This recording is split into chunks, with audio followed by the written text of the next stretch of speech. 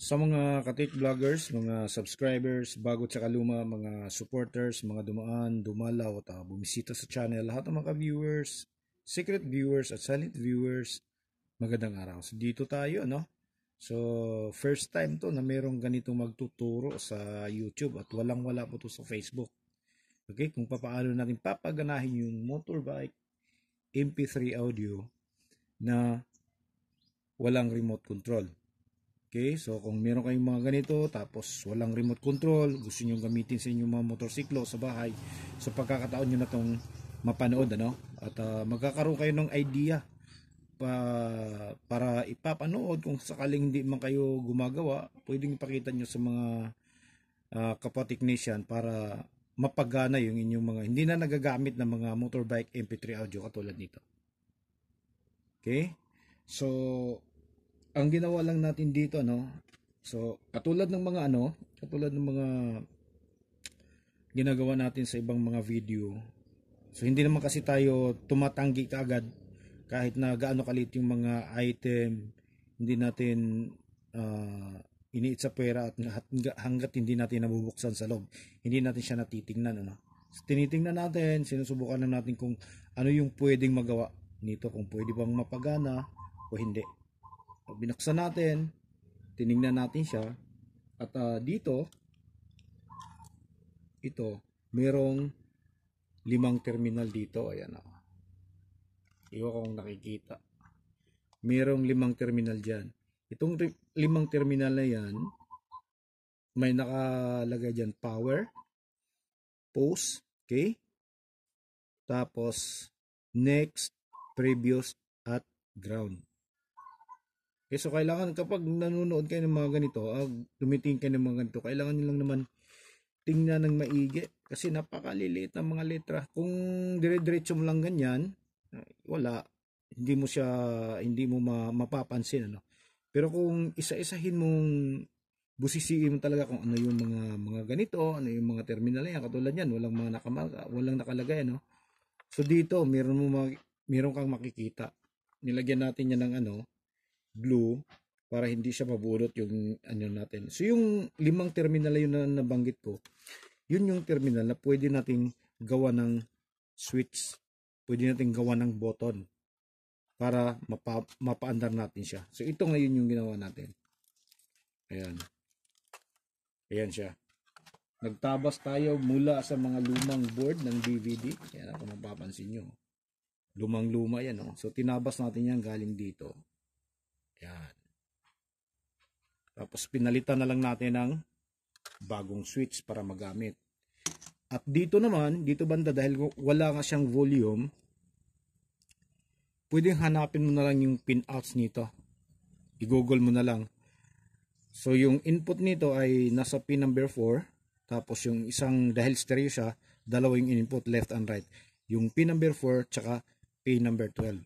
Tanggalin mo lang yung ayan, itong mga resistor na yan, ayan, maliliit. Ang value niyan, tinesting natin 1 microfarad bawat isa. Pero sa ibang circuit design, merong mas mababa, meron ding mas mataas. Kaya tinanggal natin to. Ayan, dito na natin siya nilagay sa labas. Tapos ito yung volume natin. Okay? Ayan siya. Tingnan nyo na lang ng maigi. Tapos gusto nyo makita, susubok natin kung tumutunog ba to o hindi, at kung paano to nagagamit. So play natin. Saan ba yung power? Okay. Ayan yung power off niya. Power on. Okay, yung power on niya, parang din siya, parang naka-play pause, automatic na magpi-play din siya. Okay, so pag pinundot mo yung yung next saka previous, hindi gagana yan. Ito yung standby niya, ito yung play pause. Yan, play. Tapos pause. Ayan, so naka-pause siya. Tingnan nyo, nakailaw. Pero kapag pina-power off mo siya, mamamatay yung power indicator niya. Ulitin natin, play. Tapos, next. Okay, next. Next ulit. Bakante yan. Tapos previous, blanco. Ayan. Okay?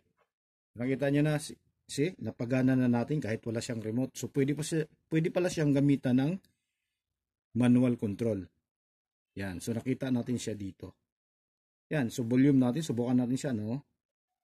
Play natin. Ayan.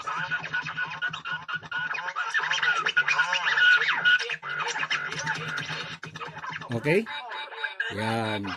So, ganun lang yung gagawin natin. Kapag nakakita tayo ng mga ganito, tingnan natin yung maigi dito yung terminal. Gawan natin siya ng button switch para mapagana natin. Ulitin natin. Standby power. Okay. Next or previous. Iwan ko kung nasaan yung ano dito. Ito yata yung next. Ito yung previous or next. Iwan ko kung nasaan dyan sa dalawa. Tapos ito naman yung play pause. So, nasasayo na kung gagawin mo siya ng volume o hindi. So, pwede kang dito mag-tap. Ayan. Ayan. Nagputol tayo dyan. Dyan natin ikinabit. So, pwede rin dito. Hanapin mo na lang yung datasheet nitong chips na to para makita nyo kung nasaan. Okay. So, ayan na. At least meron kayong idea kung meron man kayong mga ganitong item na hindi na nagagamit o kaya technician din kayo katulad ko at merong makaka-encounter kayo ng mga customer, mga client na nagdadala ng mga ganito para sa kanilang mga motorsiklo.